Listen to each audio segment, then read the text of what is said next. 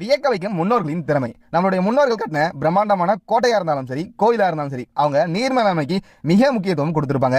அப்படி நம்மளுடைய முன்னோர்களுடைய வியக்க வைக்கிற ஒரு நீர் மேலாண்மை தாங்க இது. இப்போ நம்ம எங்க இருக்கோம் அப்படின்னு பாத்தீங்கன்னா, உலக புகழ்பெற்ற செஞ்சி கோட்டையில தாங்க. செஞ்சி கோட்டையில இப்ப நல்ல மழை பெஞ்சிட்டே இருக்குங்க. இந்த சமயத்துல அந்த வியக்க வைக்கிற நீர் மேலாண்மையை நம்ம எளிமையா புரிஞ்சுக்க முடியுங்க. இப்ப பாருங்க, இப்ப இந்த கோட்டைக்குள்ளார பெய்யற மழைநீர்லாம் பாருங்க ஒரு கால்வாயில வந்து சேருதுங்க. இங்க மட்டும் இல்லங்க, மற்ற இடங்கள்ல பெய்யற மழைநீரும் வெவ்வேறு கால்வாய்கள் வழியா இந்த கால்வாயோட இணைதுங்க. அப்படி சேரும்போது இந்த கால்வாய் இன்னும் பெரிதாகுதுங்க. அப்படியே நம்ம இந்த கால்வாயை பின் தொடர்ந்துகிட்டே போவோம். ஒரு கட்டத்துல இந்த கால்வாய் பிரம்மாண்டமான மதுசோறு அருகாமையில போகுது. அதற்கடுத்து இந்த கால்வாய் பூமிக்கடியில இறங்குதுங்க.